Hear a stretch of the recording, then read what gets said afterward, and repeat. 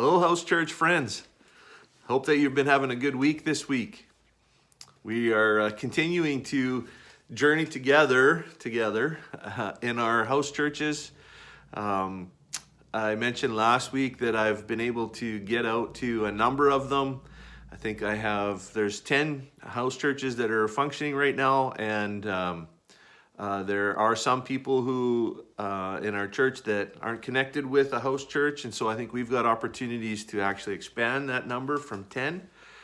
But what I've found in the house churches that I've visited so far is the vibrancy, the different characters, the diversity of how each house church has its own ways of engaging with the Lord and pursuing Him in their own lives. There's personalities that are coming out in each group, and it's kind of on one hand it's interesting and it's exciting because it's an expression of the diversity as a whole of our church, and I'm excited about that. There is a presence in each one, the presence of Jesus. And I think that anytime, no matter what method we end up using to gather together, no matter what method that we're using to pursue Him,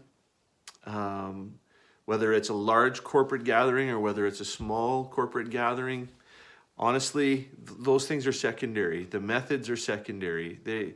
They serve a purpose for sure, but they're secondary. I recently talked to my Deeper Life staff at a staff meeting, and we talked about the difference between method and mandate. And with COVID and the government and all of the things that they're talking about, the only things that they're asking us to do is to adjust method. They haven't done anything to suggest or alter our mandate. The method is how we do things. The mandate is the gospel of the kingdom of Jesus. And we are not hindered in any way, shape, or form in our mandate. And so I love the flexibility that we are exhibiting, and I love the fact that we're doing it with good attitudes. I love the fact that Jesus is proving faithful in the midst of it all. And I'm seeing that in our house churches, and that's empowering to me. I feel like that is an amazing testimony of the power of God's Spirit to lead His people in whatever circumstances we find ourselves in.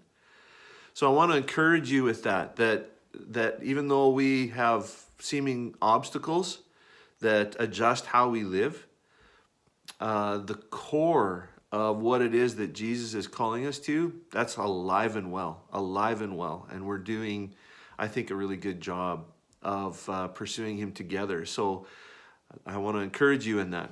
I have just a few more groups that I need to visit, and some are going to be are kind of suspended just for right now, just because of harvest and other things. But we are on track. We're doing well. So bless you and continue to press in, because Jesus is the one. That's the reason why we are pursuing our house churches and our gatherings. It's all about Him.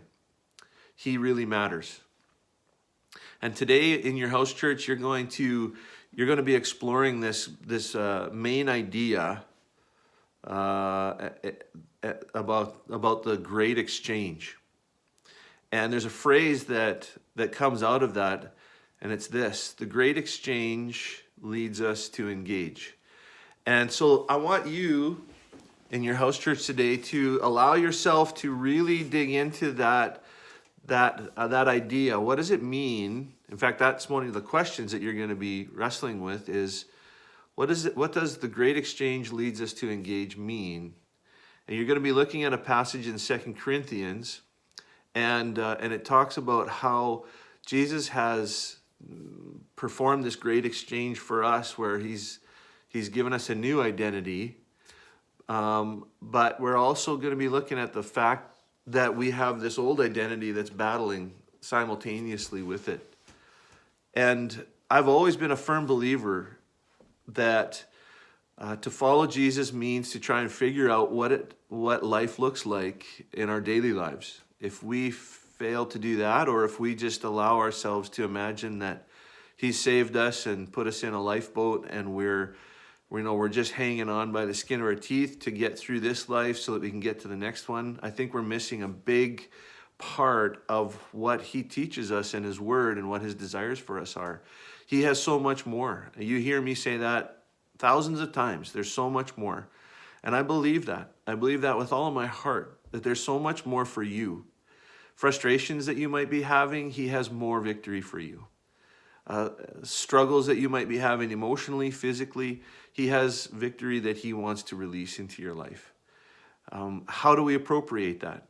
Well, the great exchange leads us to engage. And it's that engaging. It's not that victory comes through our hard efforts, but pursuing Jesus means that we become transformed to become larger carriers of the power of God. And the more that we can carry, the more that we can release, the more we're going to see His kingdom being enacted in my own personal life, in your own personal life, and in the people around us. And so the great exchange, this new identity that's replaced our old one, has led us to engage. Let that be the guiding principle of your discussions today, and really examine yourself and see what the Spirit of God is saying to you. His love for you is immense. His desire for your freedom to increase is unbounded. And He is opening doors for us to step through. And so I want to encourage you together in your house church, step through into that deeper freedom with Jesus. As always, I want to conclude by just saying I'm proud of you. You are deeply and dearly loved. Bless you as you engage in your house church discussions today. Bye for now.